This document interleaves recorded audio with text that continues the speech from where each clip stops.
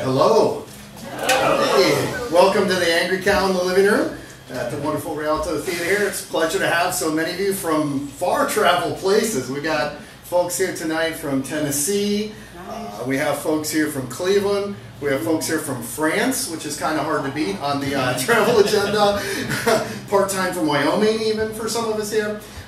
Pleasure to have you all here. Your feature today is an amazing performer. I first saw Xposyur at a slam up in Cleveland and was blown away and thrilled that she was willing to come and be our feature here for this month. So Xposyur is a soul artist out of Akron, Ohio. Graduated from Garfield High, completed Ohio Media School in 2020. She's a musician and entrepreneur. She owns Extreme Foods Content Management Company. I gotta hold this up for this. 2018 TEDx Akron speaker. 2019 Picha Kucha. Is that the right pronunciation? I was gonna ask before that. Obviously I did not. Akron speaker. 2019 Pathfinder Award recipient. 2019 Woman Know Your Worth. Panelist and speaker. 2022 TEDx Bulk Street speaker. Teaches spoken word classes for YPAL organization. Again, is that pronunciation accurate? Yeah. All right, cool. Offers creative writing courses for alternate learning schools. Offers one-on-one creative development. She's a motivational speaker. She just released an EP, which is out on Spotify and all kinds of platforms. You can download it. It is fantastic. I just listened to it recently. A self-proclaimed mama's girl, and mama is in the house, who always says poetry saved my life. You can follow Xposyur at Team Xposyur on IG. So please, a warm welcome for our feature tonight, Xposyur.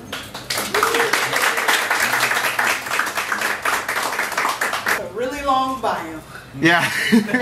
It was good though, so I didn't trip it. He was like, can you send me some stuff? And I'm just like, I guess. I'm not sure what to say. I wrote one out, but bios don't really, I don't know. It's not a big thing to me. But thank you guys for coming. I like this intimate setting. I really do. I enjoy it. I'm also like a super vibey person. Hence the music that you guys heard when you came in. So we're going to get started with our set. Let me pull this up. I like to tell my story because I believe people can fall in love with the artist, but they fall in love with the story even more, right? So, turn this up a little bit. So the first one is called Far From Your Average Poet. I don't just write poems. I write problems and find solutions with sounds. I don't just write poems. I write depressions and find peace in vowels. I don't just write poems. I write trauma and watch my pen come up with triumphs. I don't just write poems. I write bloodshed and hope I repent enough for water damage. I don't just write poems. I write pain that turns into passion. I don't write just poems. I write the best crowd reactions. I don't just write poems. I write challenges. Y'all, I don't write poems. This ain't no hobby. I just don't write poems. I write masterpieces and play them on display. I don't just write poems. I write things that make you feel good. Things that make your skin glow. Stanzas that save your soul. I don't just write poems. I write best-selling novels. I don't just write poems. I write Pulitzer winners. I don't just write poems. My ink bleeds for the saint and the sinner. I don't just write poems. I write history. I live her story. This is my muse. I don't just write poems. I write offers that your ears can't refuse. I don't just write poems. I suffer for them because that's the definition of passion. I don't just write poems. I am the poem. Read me well. Thank you. Yeah.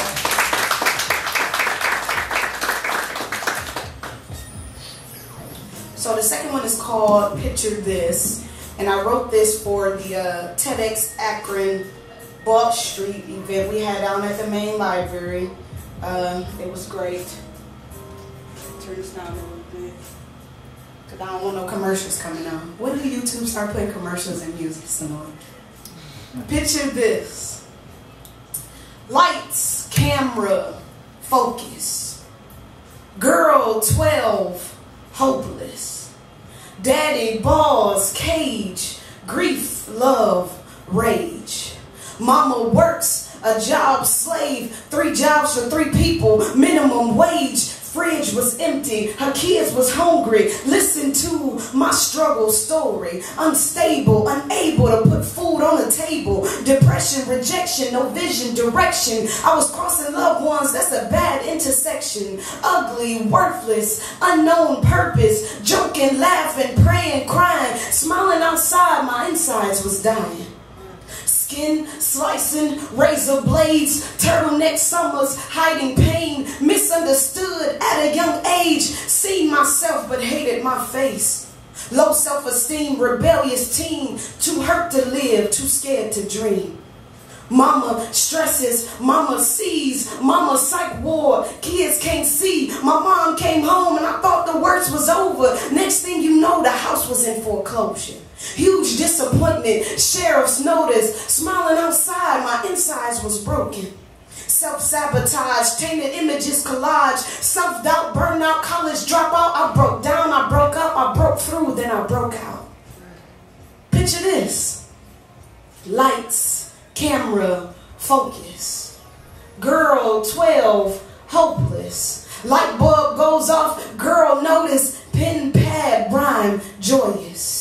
Walls full, so she moved to paper. Poetry is my life's savior, my soul saver, my voice flavors. Steps out on faith, steps on stage, closes a dead chapter, now opened a live page. Lines that resuscitate, stanzas that heal. I used to starve, now poetry make my meals. I started to believe, now I'm coming from behind. I'm walking by faith and I'm up here talking blind. My gift done evolved, motivational speaker. I hit these high schools, now my old teachers is believers. I'm traveling the world, I'm God making room, enjoying the process, and I'm coming out of my cocoon. God wrote on the tablet of my heart calligraphy, healing the 12-year-old girl and the enemy. I found strength and I found my voice. I'm making a difference with my words of choice. Xposyur, remember the name and remember it well, for this is the power of a brand with a story to tell. Picture this. All right. Yeah.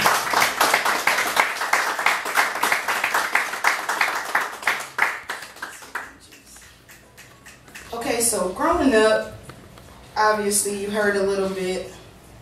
I think it might be on my computer. I'm very truthful in my poetry. I don't write about things that I haven't been through. And I don't write about things that aren't true. I'm not an artist. I feel like they have to lie, honestly, in their music to get somewhere. This one is called Sweet Syringes. And so my father, still to this day, he has a cocaine addiction.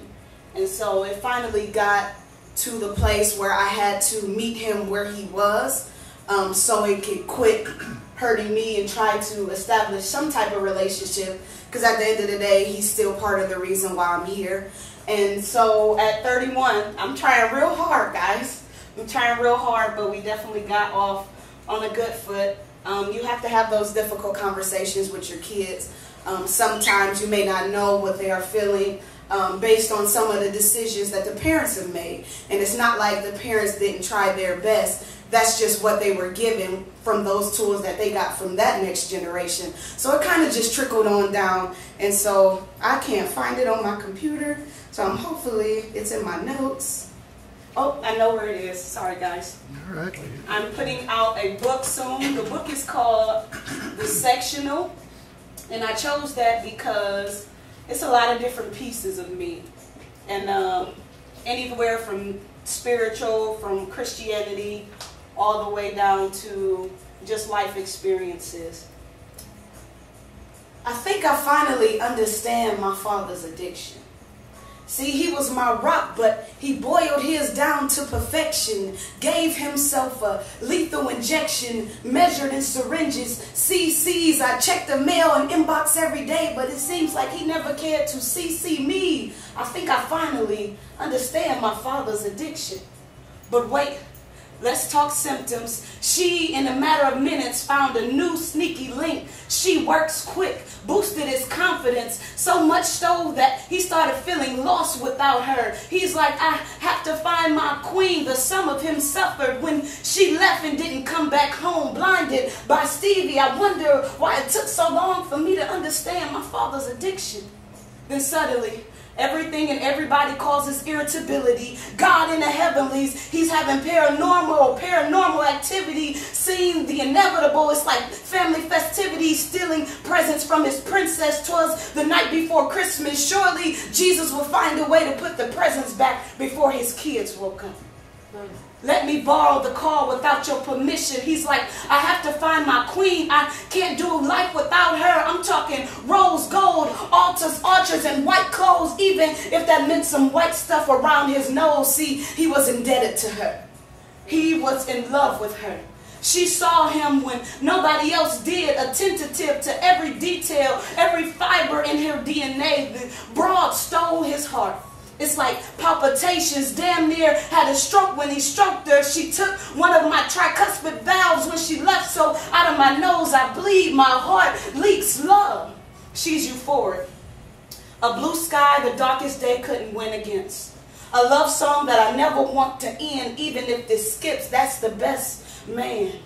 Those are like the best, man. So willing to find her even if it meant loss. He was a pretty perpendicular guy, but this was something he had never came across. Repeatedly, releasing dopamine into his veins. I guess that's what me and my father has in common. We both like pleasurable pain. Yes, I feel like I understand my father's addiction.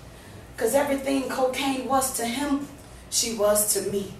A very intense high. Thank you.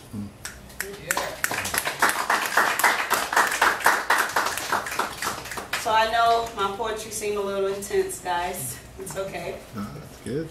We good? You guys good? Yeah? Good. Talk back. You guys good? Cool. Yeah. So I have a poem that I labeled it pretty funny because I felt like my mom wouldn't read it when she seen the title. And it's called Shut the Fuck Up. But it's not what you think, guys. I promise it's not what you think, I swear. Let me find it. All of this, again, will be in my book coming out later this fall. So if you guys want to get it, oh, here we go. If I'm staring, it's because your eyes tell a story your mouth never will speak. Quiet, I'm reading you. If I'm loud, it's because I'm in a shouting match with your silent sufferings. Quiet, I'm affirming you. If I'm weeping, it's because you never had the chance to. You weren't allowed to know that strength comes from your tear ducts. Be quiet, Jeremiah. I'm lamenting for you. If I'm laughing, it's because I'm allowed to. It's because I forgot to. I'm not keeping quiet this stanza. If I'm side-eyeing you, it's because you on some bullshit or I'm on some bullshit. Either way, I might keep quiet. I'm not sure. If I'm skating, it's because I'm finna slide. Because you ain't treating me right or I'm settling. Quiet, I'm in self-reflection. If I'm running, it's because I need to be lean to handle the weight put on by the king. Quiet, I'm exercising my demons. If I'm dancing, it's because something's under my feet that once shackled them. Quiet, my body's responding. If I look confused, it's because something in you bears witness in me. Quiet, my womb is leaping. If I'm in water, it's because I'm launching into the deep. Be quiet. Can you pray for me? If I'm in fire, it's because there's more life to be fought for. Quiet, I'm looking for my ashes. If I'm joyous, it's because I was stripped. I found my strength. Don't be quiet. Rejoice with me. If I'm smiling, it's because you're listening to my new book right now. Quiet, I hear hope. Shut the fuck up.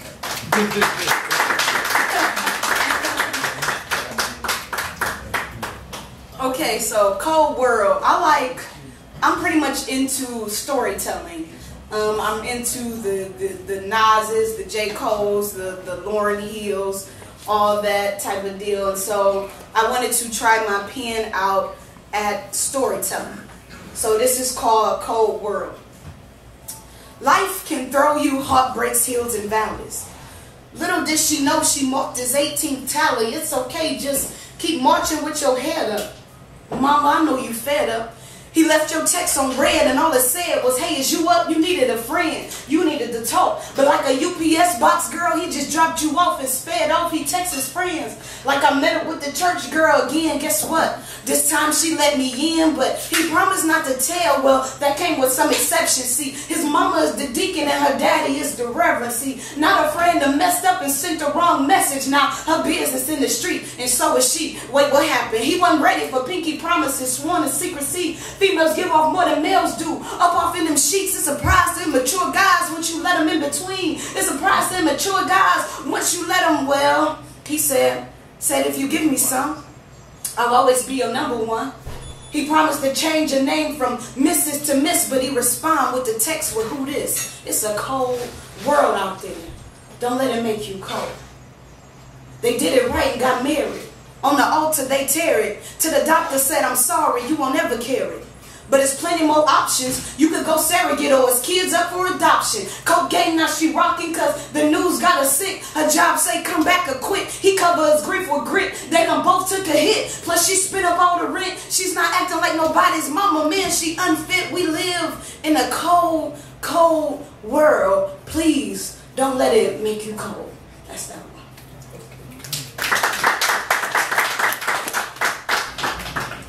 So I wrote something called the Because poem, and y'all getting all the exclusives right now. All right. Swear. Cause I be having conversations with myself. Don't make me feel like I'm alone in here. Sometimes you just have to talk to yourself, right? Before you either do something dumb or stupid. So when I have the conversations with myself, every one of these lines start with the word because. And I don't even know why it just starts with because. It makes sense to me. I'm an artist. Don't judge. Let me take this gum off. So I kind of went through a rough year last year. I pretty much was done with music, creativity in general. But when you're born to do something, you know, whether you want to let it go, it don't let go of you at that moment. And so sometimes it's a thing that kills you and heals you all at the same time. And so that's what music is for me. It kills me and it also heals me. It brings me back to life. So this is called the Because poem. And I put it when mind's wrong. Because it's Wednesday again. Because it's been a long week. Because grief. Because I'm over it, I think. Because life. Because it don't care about you. Because it goes on. Because it's hard. Because focus. Because you ain't got no time to be playing. Because change. Because nobody's coming to save you. Because business. Because 7 figures. Because 6-figure bossing. Because I see it in my head. Because dream it. Because believe it. Because achieve it. Because become it. Because me. Because I'm worth it. Because I take up space. Because my presence. Because me. Because my aura speaks. Because my name speaks. Because my pen leaks. Because I'm her. Because I am the table. Because I am the court. Because I am unbeatable. You didn't know? Because roots. Because melanin. Because sun-kissed. Because no need to tan. Because it's Wednesday again. Because it's been a long week. Because it's grief. Because I'm over it, I think.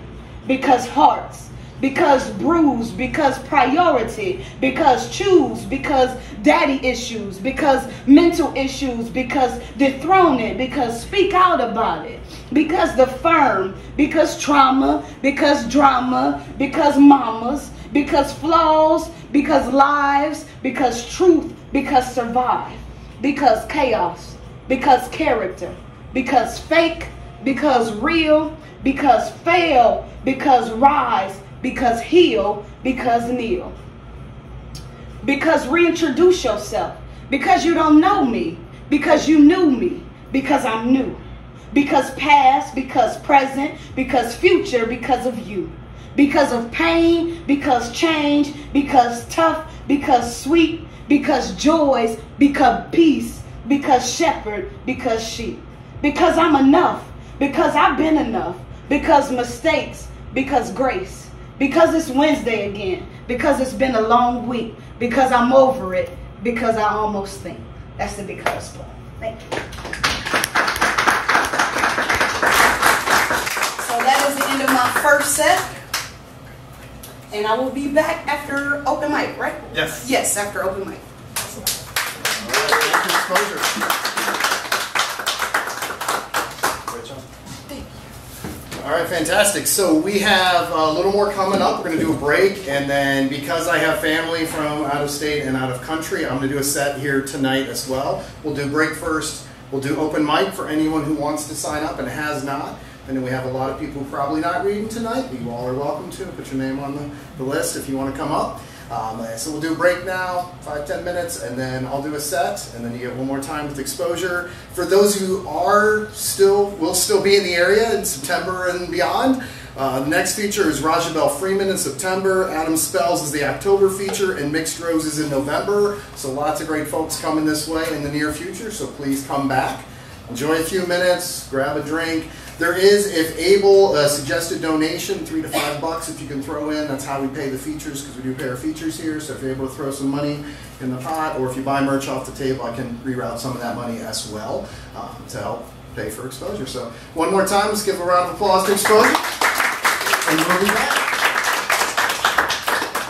We are going to bring up the open mic. It's going to be fairly short today. We only have 2 readers on the open mic. First, we have a treat from overseas. Paola is going to read in Italian. Yeah, so you may not understand the words, but hopefully you can still be with the vibe here and enjoy. So please, come on up. Thank you.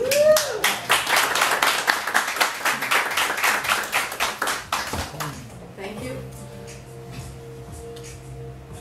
The title is L'infinito, the infinity.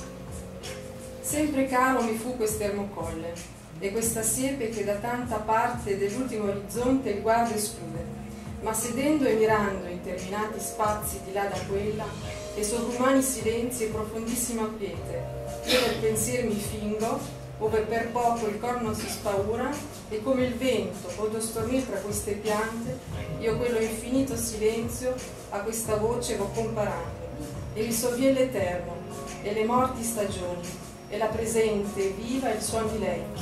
Così tra questa immensità s'annega il pensier mio e il naufragarmi dolce in questo mare.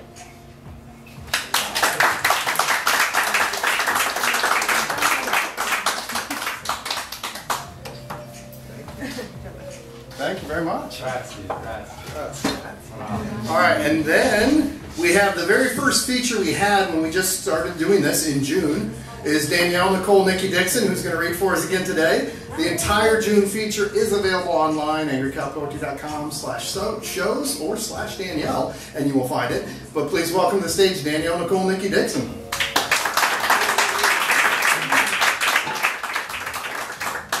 Hello, everybody.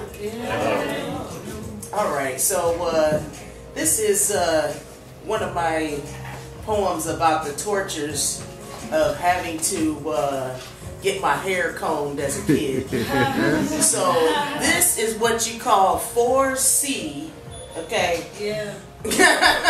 And what it means is that in order to tame it, you have to do a lot to it, okay? There's a whole process, which is why I went natural, because I wasn't here for all that processing anymore. So this is called My Torment. Actually, it was originally called My Torment, but now I call it Tender-Headed when I do it for slam.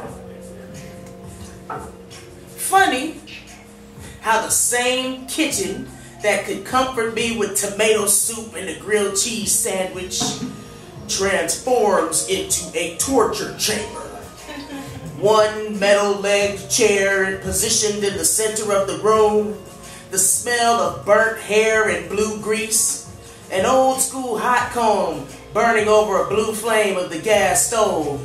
The broken-handled piece of hairbrush knows about these battles that take place daily, but she ain't telling. After payday, she'll never be seen again, and a new, flat-backed wooden victim will unknowingly take her place. Sometimes a brush, sometimes a paddle in this multi-purpose room of horrors. I'm beckoned to the hot seat. I consider whining and protesting going faint. But one stern look from my tormentor threatens my entire existence. I accept my fate. She wields the hot comb, and I don't want her operating while angry. You won't like her when she's angry. The battle begins. My scalp starts to moisten from the pressure of fighting to stay still, making the smoking comb sizzle as it passes perilously close to my ear, threatening to burn me if I flinch or fight, as she wrestles to tame my tangled new growth, strong and stubborn as the black fist I picked it out with. Her face distorted, my body's contorted, this struggle most dreaded, tender-headed. My tormentor's wrist veins thick as ropes in this battle to gentrify my hair. Pull my brains out through my hair follicles. Harness them into 2 pigtails using 2 concrete balls and a bungee cord. A torture device, also known as a barrette. The bungee cord stretches to full capacity, but instead of harnessing the bundle, it snaps back and cracks my skull in protest, leaving colossal damage, though I dare not scream. Dare not. It's school picture day. My tormentor has high hopes that this year her artistry will be represented favorably. No. Little does she know that these good looks have a shelf life that ends right before the camera flashes. Now say cheese. Thank you.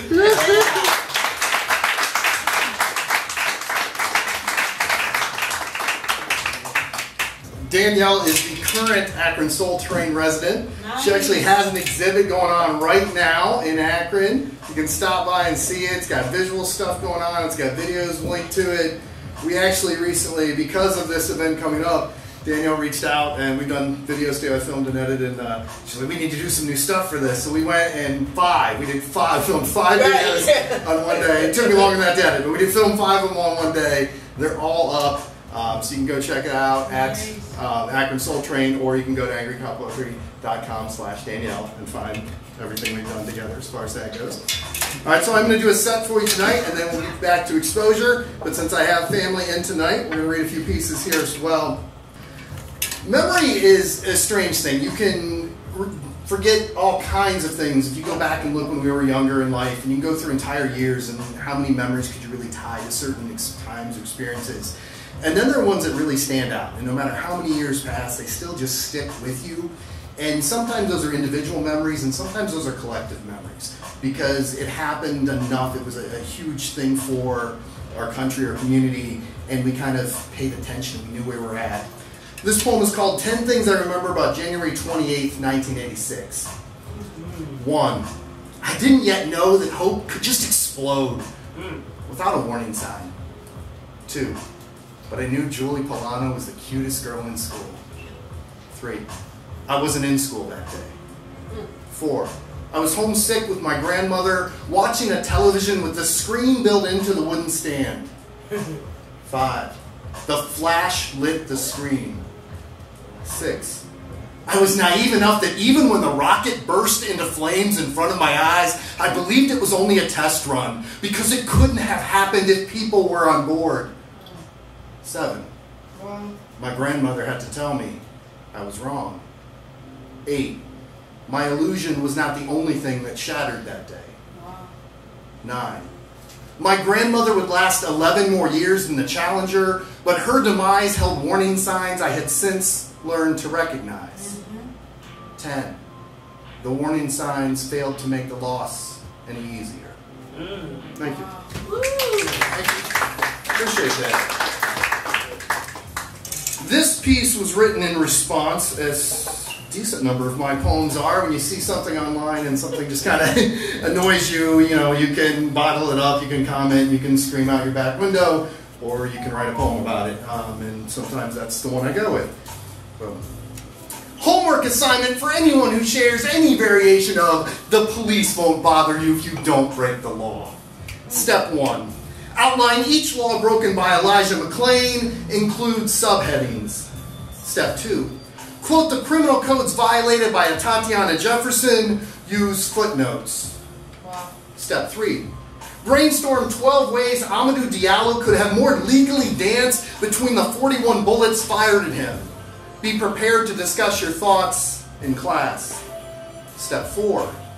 Write a biography on the 7-year life of Ayanna Jones. Annotate any illegality. Step 5. Summarize the penal code infringements of Tamir Rice. Submit via Google Classroom. Step 6. Create a Venn diagram to show the intersection of the laws broken by John Crawford and Botham Jean. Step 7. Explain in a sonnet how Breonna Taylor could have slept more lawfully. Wow. Step 8. List the legal missteps of Philando Castile. Right. Use bullet points. Ooh. Step 9. Yes, sir, Key. Write a 12-page research paper on stop and frisk policies, single-spaced. Step 10. Create a PowerPoint on the history of racial profiling. Cite at least 4 sources. Step 11. Multiple choice. Find the law that caused for immediate street execution. A. Failure to use a turn signal. B. Suspected use of a forged $20 bill. C. Accusations of selling cigarettes without a license. Or D. A broken taillight.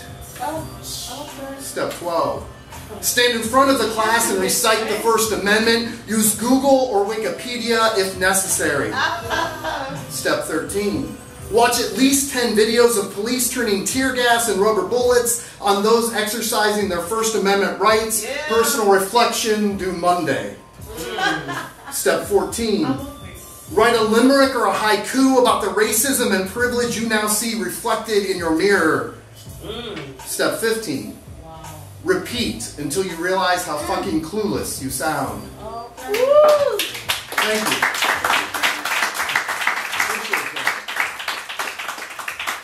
Thank you. Now this one's called Another Boring English Lesson. A funny thing in the English language, like how fish is a noun, means one of 32,000 species, while fish as a verb means to attempt to kill them. Life and death literally hanging between the parts of speech. Fish, noun, an underwater breather. Fish, verb, to take their breath. Interjection, damn. Fish, noun, an animal with scale-covered flesh. Fish, verb, to pierce their flesh. Simile, the contrast cutting like a fillet knife. Fish, noun, a living being. Fish, verb, to end their life. Prepositional phrase without a second thought. Fish, noun, an animal who feels pain. Fish, verb, to ignore their pain. With pronoun replacing the antecedent, we've hooked our compassion and drowned it in tartar sauce. Oh, wow. Fish, noun, a vertebrate unable to scream. Fish, verb, to sit in the breeze and pretend killing is peaceful. Wow. Thank you. Appreciate that. This next piece was originally written after Texas passed the Heartbeat Act into law. Unfortunately, it's gotten more relevant, not less relevant, in the time since. Shouting frantic hyperbole over some non-existent attack on the right to bear arms, while what you truly came for was the right to their womb. The thief in the night, the snake oil salesman, the father who still thinks he knows best. 60 years later, the television sitcom, still the perfect title for the poison of patriarchy. Father knows best. You've always convinced yourself as you reminisce of the days when your TV screen was black and heavy on the white. Father knows best how to run your segregated 1950s life, your quaint little home, closet doors kept tightly shut. Father knows best how to sit in his easy chair, newspaper in hand, and demand obedience. 20 years before Jane Roe's left hook sent Henry Wade and all of Dallas County to the mat. When you came to, you were bruised and scarred from the knockout blow. The court having the audacity to tell you someone's uterus did not belong to you. You've been plotting your revenge ever since. Father knows best, you still declare even decades into the 21st century. Father knows best about fallopian tubes he does not have, about a clitoris he never even bothers to find. Father knows best as you continue to glorify the father of our country who thought he could own and control the entire bodies of hundreds of humans. Father knows best. The father of your party grabbed him by the pussy and you decided you had the right to do the same. Father knows best. Say 4,392 Catholic priests. Wow. I guess fathers still can't keep their hands to themselves. Wow. Thank you. Thank you very much. So Zach, my wonderful friend right here, is an amazing singer-songwriter, zachmusic.net. You can check out his stuff, or angrycowpoetry.com/Zach, you'll find stuff there too. But we had a concert with a friend, Gretchen Plus, who's in from Michigan, and right after the last Angry Cow Poetry on July 9th. And as we were prepping for this, we were sitting in, we were trying to talk about how do we end? Like, what kind of uplifting ending do we have for the show that we're doing together, mixing poetry and music? And I'm like, I don't write poetry. So, and that kind of became the joke. And Zach's like, well, maybe that could be a new poem for you. Like, I'm trying to write a happy poem, but like, look, this, and then this, and this. And so this was just like right before the show, a couple days. And then the night before, Zach and I went to see Gretchen play in Worcester. She had a show the night before. And we came back and pulled in my drive, and the Fireflies were putting on a show in the backyard. They were just flashing like crazy, hundreds. They were amazing. We pulled out chairs and were just sitting there and watching. And the lead-in I needed to make this poem actually happen. So I wrote this the night before we performed it, or I performed it as part of the event we did together. So this is called I'm Trying to Write a Happy Poem. I'm trying to write a happy poem, so I sit watching the beauty of the fireflies rapidly flashing through the trees. I'm trying to write a happy poem, but then I remember the rapid flashing of 90 bullets firing into the blurred image of another unarmed black man taken at the hands of the law. I'm trying to write a happy poem, so I snuggle up closely with my dog and listen to the sound of his heartbeat. And then I think of how Jalen Walker doesn't have one anymore. But I'm trying to write a happy poem, so I listen to the coyote howl in the peacefulness of the night sky. I'm trying to write a happy poem, but I hear our city government call for peace while police use a protester as a punching bag. I'm trying to write a happy poem, naively hoping that somehow enough good folks with a poem or a song or a mural or a camera might defeat some bad guys with guns and badges. I'm trying to write a happy poem, but the canvas continues to be splattered in red. I'm trying to write a happy poem where justice wins in the end, where the police are held accountable, where the system is changed, where I pull up my red hood and don my perfectly sized glass slippers and follow the breadcrumbs all the way to grandmother's house, where the porridge is not too cold and it's not too hot, because I'm trying to write a happy poem, but the wolf gobbles me up as the clock strikes midnight and my poem turns back into a pumpkin. Thank you.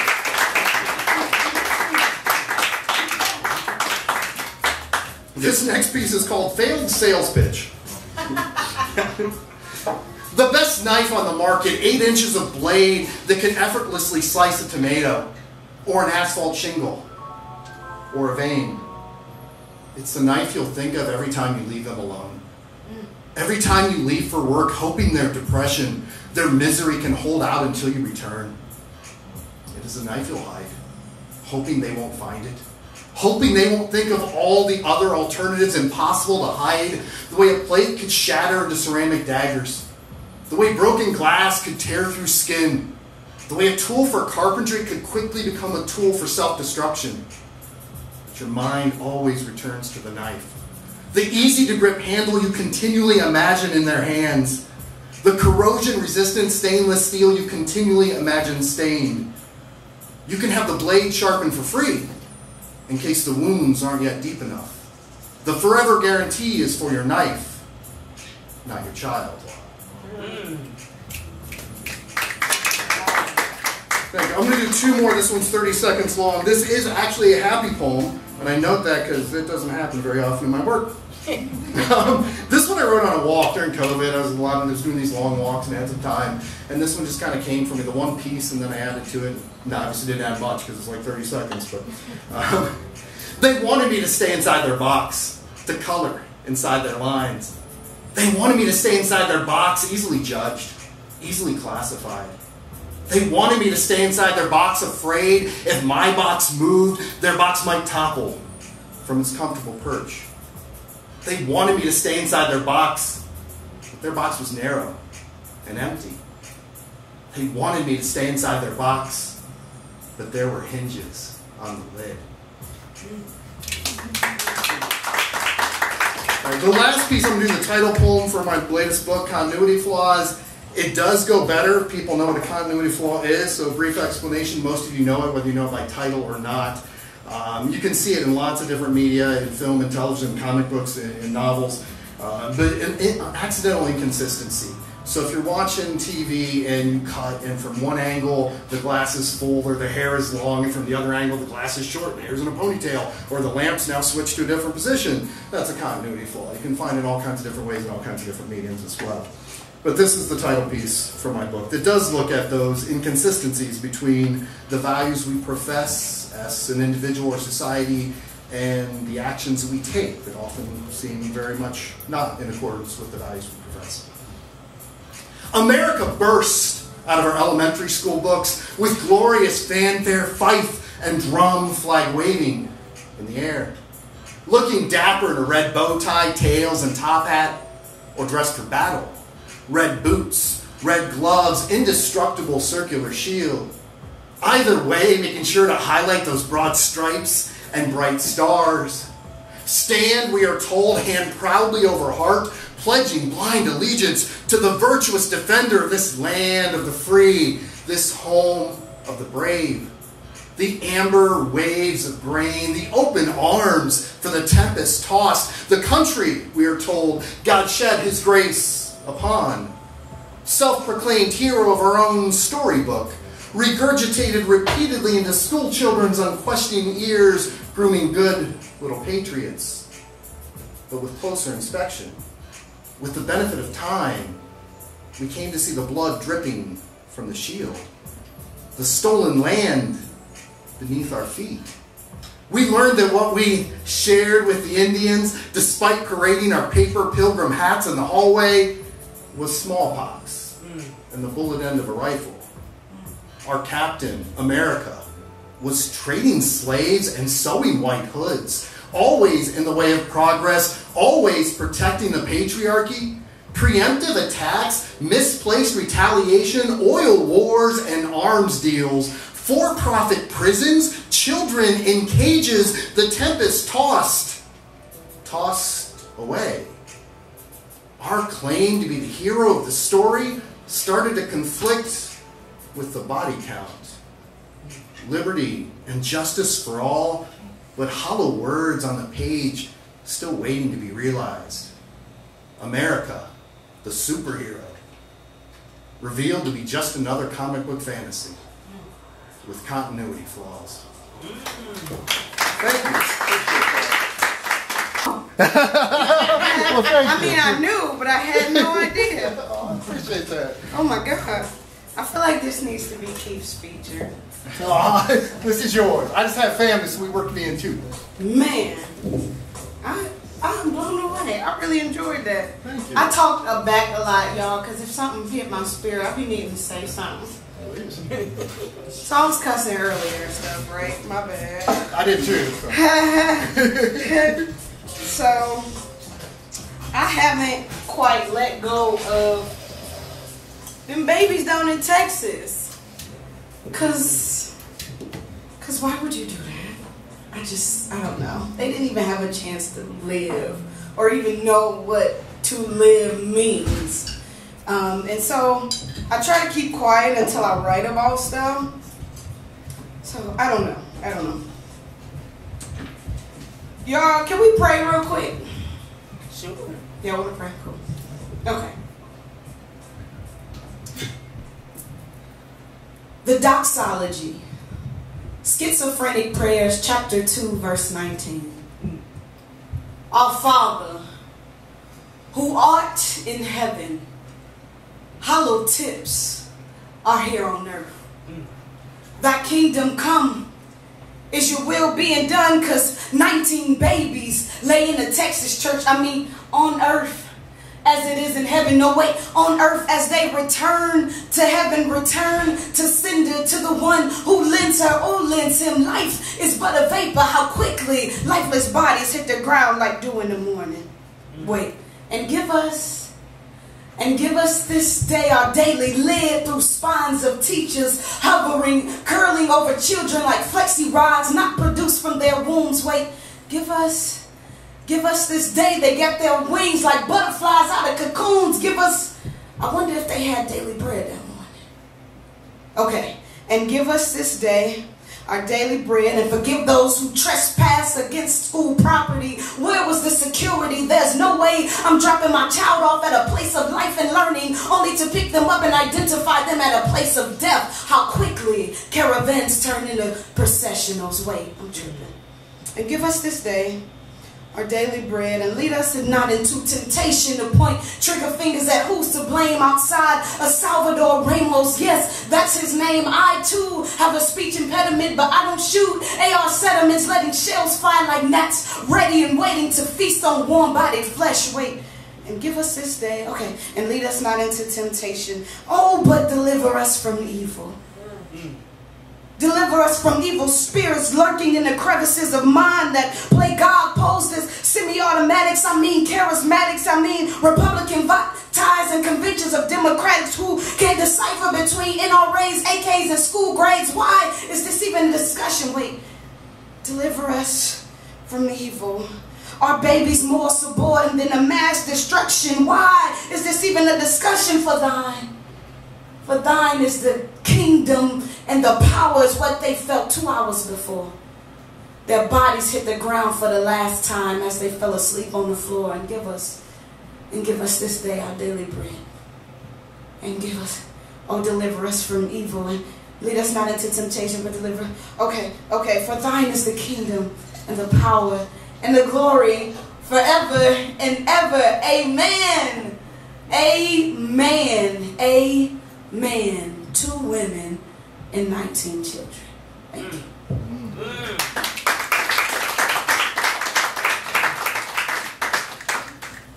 So I did 2018 TEDx. What was it called? TEDx Let's Stay Connected. TEDx Akron or something like that. And a lot of people really enjoyed that poem. I wrote it from a child's perspective. Because I think quite naturally as parents, you want to shield your child and things like that. But times are changing. And the way these Generation Z, I'm a millennial, the way some of Generation Z is going, they need to hear about some of your experiences. You weren't always at the place you are at now. And so I feel like if you open up and tell them a little bit, it will kind of help them steer on the right path. That's just me. Because you didn't always have straight A's, you wasn't always in school, you ain't always do what you was supposed to do. And for me, I'm very left-brained in my thinking, so for me, gone are the days of do as I say and not as I do. That don't work for these kids anymore. They gonna see you do something, so they gonna do it. Even if you told it. Oh, okay, cool. Ain't hurt me either, cool. So this is called invisible duct tape. I want you to think of 3 things that absolutely remain stable in your life. 10 seconds. Ready? Go. I took a census consisting of 10 people, and the answers were 80% unison. Family, job, health in the form of physicality. But I can bet my life savings, which is right now a penny, nobody said emotionally stability. And if it does not trump things in order of seniority, then I can guarantee it's not being taught to our kids as a priority. Technology tells us to chase trends of fashion, makeup, fitness, iPhones that cost 2 rent payments with no earphone ports, and you gotta buy those too. Taking away uniqueness when America is a melting pot of differences. The difference is our individuality is supposed to unite us, not inflict more pain, yet we never trend emotional stability. As humans, it's almost mundane and inhumane to speak our weaknesses. We shy away because weakness isn't a good conversation. We are people who seek instant gratification and wonder why success doesn't feel as good once we obtain it. It's easy to spot all things surface, but we never speak those failures attached to our purpose. Thus our youth perceive nothing will ever hurt them, and when it does, their mouths close.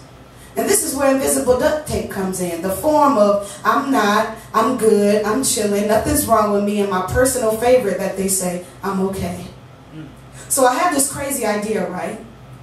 That no child should be left behind in education nor stability.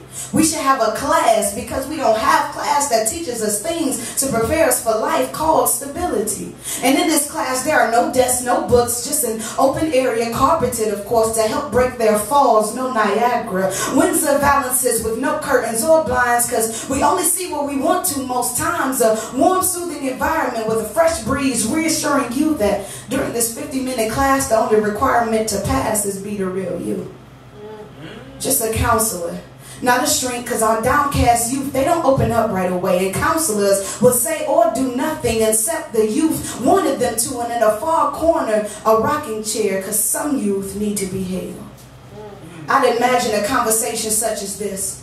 When we don't add up to adults' expectations, they label us youth at risk, like they never made a mistake, like they always got straight A's.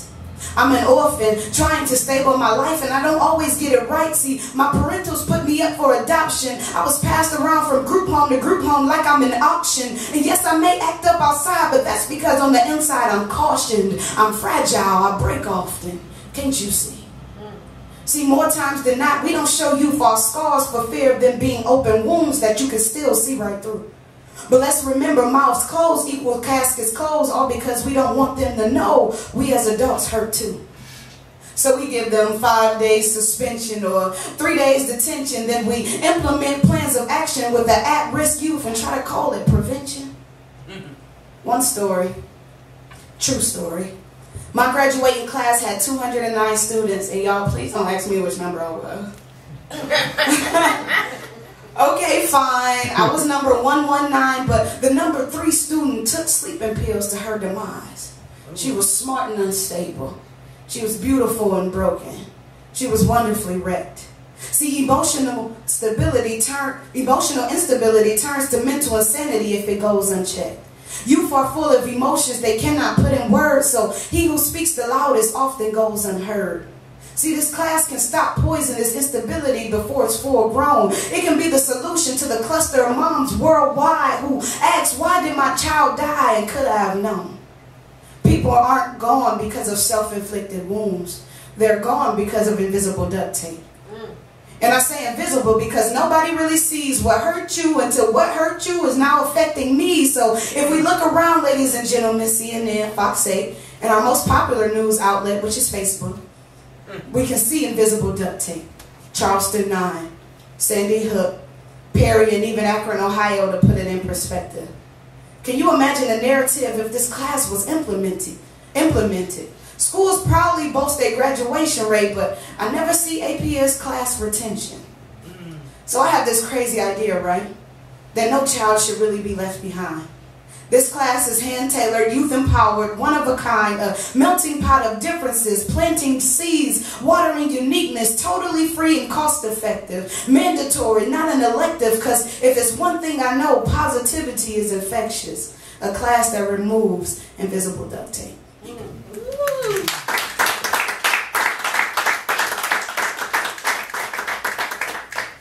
So I like write long poems, and I took a class. Oh God, what is it? Community Literature Initiative. And it's based out of the Sims Library of Poetry on USC's campus. And they challenged me to write shorter poems. And It was hard, y'all. Because I don't know what you mean by that. Mixed signals. It's the shortest poem I ever wrote. I promise it's going to be over in like a minute. I shocked myself. 10-4, reporting possible vandalism. Abandoned building on Waterloo and Main Street near the intersection. Black, red, brown, white, blue. White, come here. White now. Stay back. You're safe now. White sounds. Partner, cover me. I'm going inside for skinned building. It's a fair-skinned building in there. Black me up. Hands up, black ground, face down, wrist silver, cuffs around, white look out, black looking, wool like hair, 10-color skin, red officer. How do you boys know each other? They reply, we're cousins. True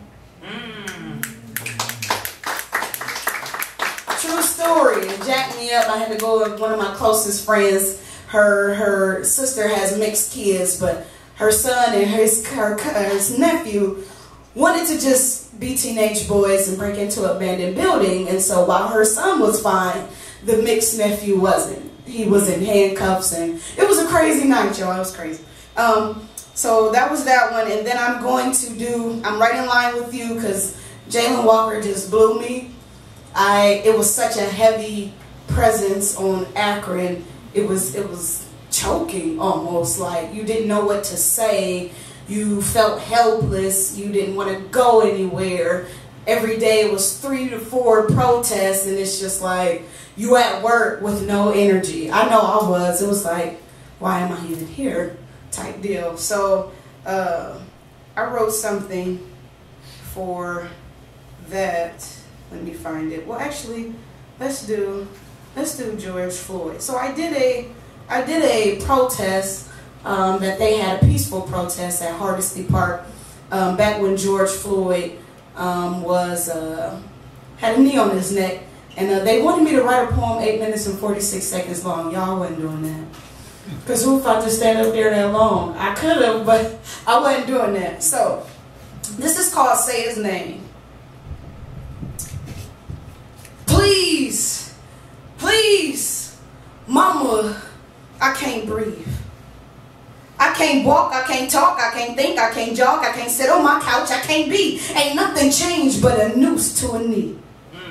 And I love God, but justice ain't been rolling like no stream. And to be honest, I don't know if peace is still the key. And if violence is the answer, then Malcolm, violence has got to be our justice system. It's the new slave trade.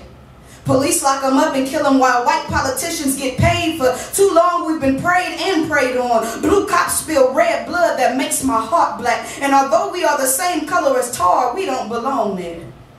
Ballads of my brother's blood play in harmony with chords of agony layered with voices that refuse to drown. And y'all can be mad all y'all want about them burning buildings out there, but remember, they burned Black Wall Street down. Trump says when the looting starts, the shooting starts. Like splattering my blood is a work of art. Jealousy, pure hate, and evil are their roots. They fear what they don't know and hate what they don't understand. Arrests on convictions, neither are settlements of murders of 3rd degree. Our black is beautiful. We are kings and queens. We didn't start from slavery. That's a lie. Royalty is my birthright. The sun is my accent. We are the real niggas. N-E-G-U-S of Ethiopian African descent. You should do your homework. Now tell these mothers and fathers what their sons and daughters' lives are worth, because to some it ain't a dime, but the man who gets to fire on the Charleston 9 is still alive. Our tired is tired, my exhausted is exhausted. Will our babies ever grow old? Our country is in shambles, yes, but for over 400 years, black and brown people have been in an emergency state. And if you're standing by with a blinded eye, then I hope you get sick from all the lies you ate, because my black brothers and sisters lie in bed at night awake, wondering is tomorrow my last day breathing. We need our own judges, lawyers, doctors, grocery stores, laundromats, restaurants, accountants, bank orders, mortgage lenders, counselors, gas station, housing placement, schools, and while I'm at it, put black history back in the books too. Tell a black man today, even if you don't know them, I love you. I looked up how many people have been killed by police, and what's almost the same? Almost every one of them look like George Floyd. Now somebody say his name. That's that one. Yeah.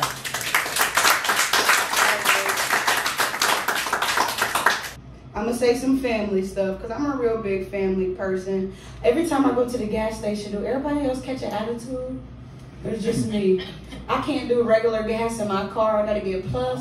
So I got even more of an attitude when I go there. Like, don't try to talk to me. I just want to walk in, put my card in, and go out.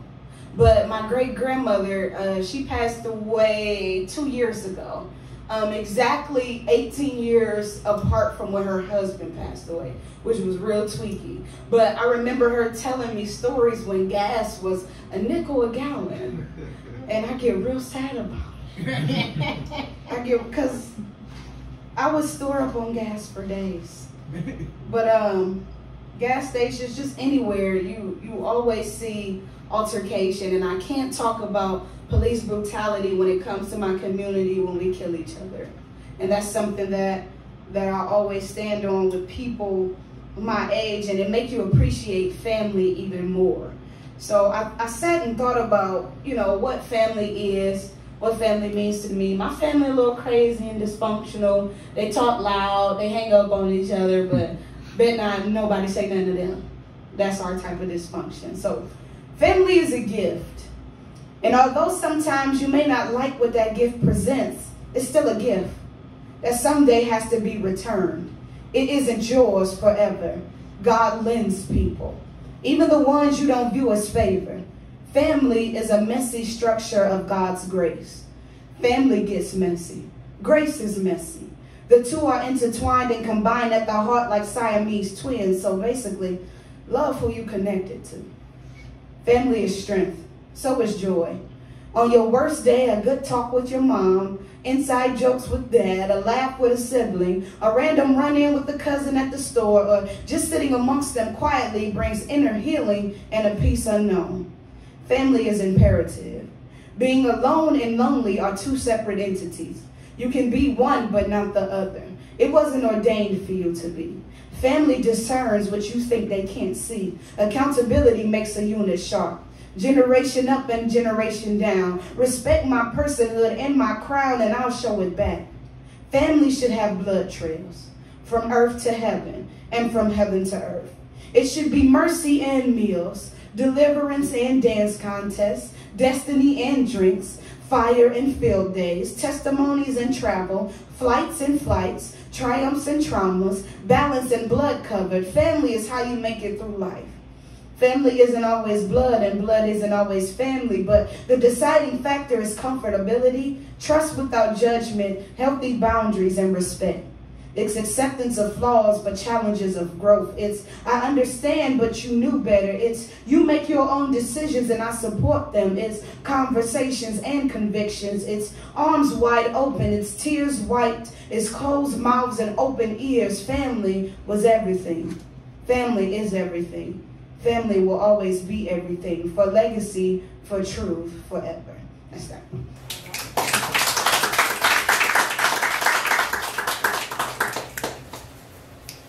So, anybody into Billie Holiday? I'm like young with an old soul. Look at y'all. Yeah, that's my era. Wow. Everybody just told me their age. It's okay, guys. I figured it out.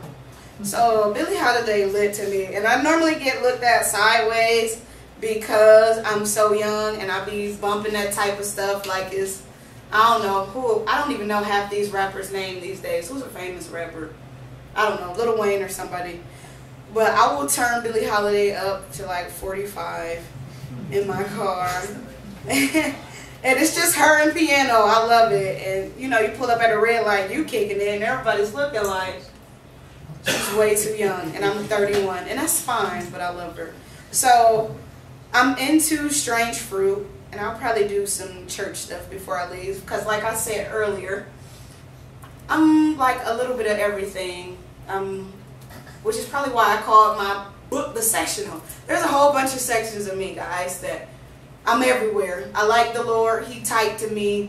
There's no shade on nobody else's religion, what you practice, but just for me, that's what I am. So I'm going to do something called ID Me, and then I'm going to do Same Fruit, which is an ode to Billie Holiday's Strange Fruit.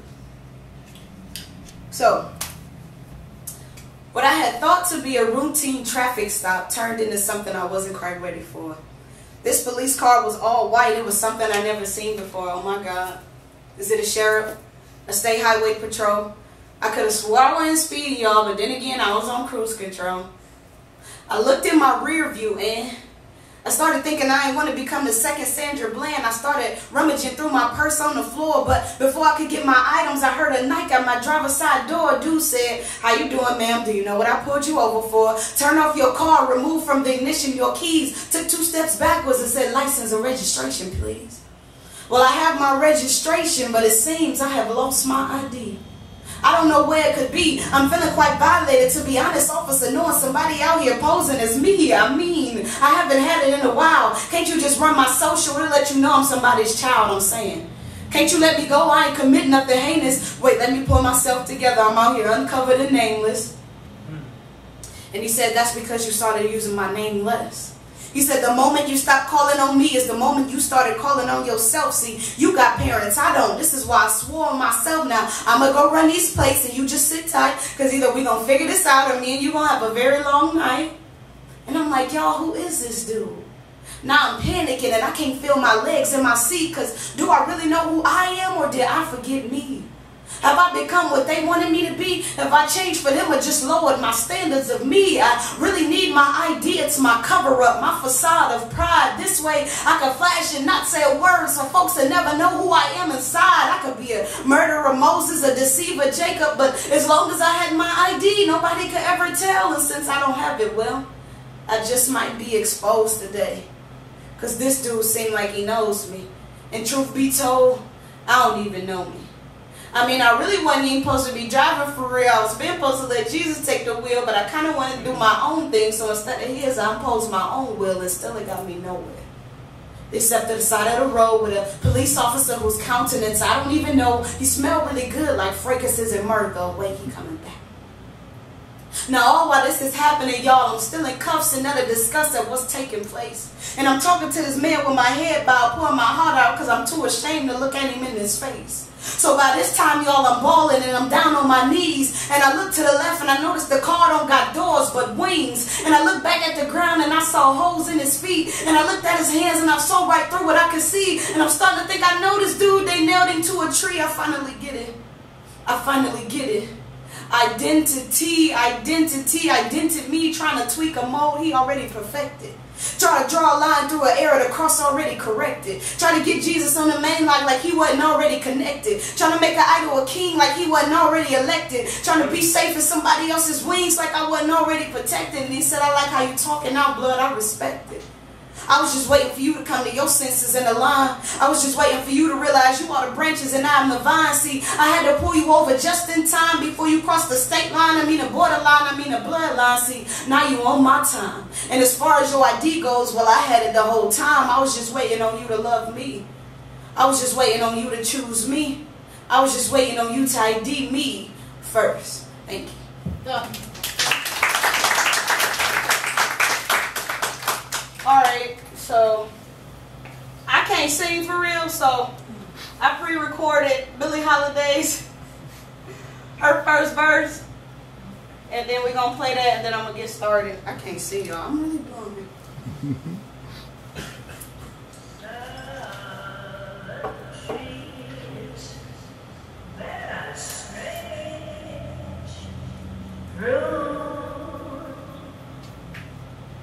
Blood on the leaves and blood at the road. Black bodies swinging in the southern breeze. Strange fruit hanging from the poplar tree. Strange fruit, looking like the same fruit, ain't nothing changed fruit. Bodies rearranged, fruit, see, melanin is something that M4 sniper ripers love to consume. Swiffer, the evidence under the rug with the broom. Semi-automatic Glocks love chocolate. Chocolate.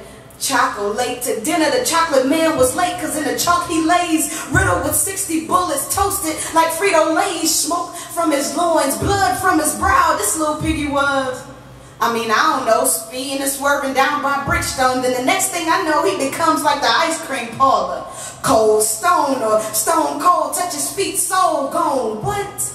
Oh, how black boys are a beam's favorite meal, running like Harriet, no onion though to hide our scent, but they do us like car fresheners, y'all, scratch and sniff. Same fruit, looking like the strange fruit, ain't nothing changed fruit. I mean, bodies rearranged, fruit, burial, makeup flawless, like they just rolled his corpse in the altar. Meanwhile, they digging up Black Wall Street remains out in Tulsa. My existence has nothing to do with your inferiority complex. Hitler must be alive the way that they hit her. Breonna Taylor, Mike Brown should be in college. Trayvon Martin tasted the rainbow, then went to meet the rainbow maker. How disgustingly beautiful. I don't want false remorse. I want action that changed course, because strange fruit, it looked like the same fruit. Ain't nothing changed fruit. Bodies rearranged fruit, y'all, it's the same song. 400 years later, it's the same song we singing. But I guess we should shut up, right? Because at least we ain't hanging. Strange fruit.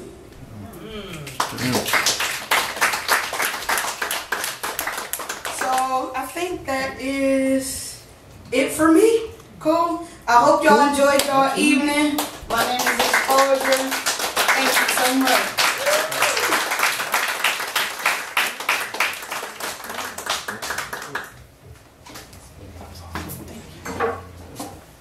All right. One more time for Xposyur. Thanks for coming out from close or afar, whether it's your first time, you've been here every time. Sorry, I did not bring treats tonight. Normally, as a bonus for those in the area, I do bake goods and bring that in as a kind of bonus on the night. But we have a big family gathering going on, you might have figured out. And so a lot of other things were in my head, and they came straight from there. And I realized on the way, it's like, oh, I didn't make anything. So apologies on that. Thank you so much for my family for coming out from many different areas. We're doing the few days we're having in Ohio. Spending the night here. Make sure we get a picture of this all before we go. There's a beautiful mural out there if it's still light enough, and I think it is. Thank you to everyone who read. Again, you can find Danielle online. You can see all of us that read tonight. I'll get that up here in the next 2 weeks, maybe sooner, but just to be safe, within the next 2 weeks it should be up online for tonight. Thank you, Paola, for reading. Thank you all for being here. It was a pleasure. Thank you to the Rialto, for Seth and Nate, Randy as well. Pleasure always being here. It's a beautiful establishment. I love what you've done. If you've not been able to and are able to throw a few bucks in the pot to help pay Xposyur for the feature tonight, please do so before you walk out. If you want any merch, you're welcome to check out the table before you go. Thank you.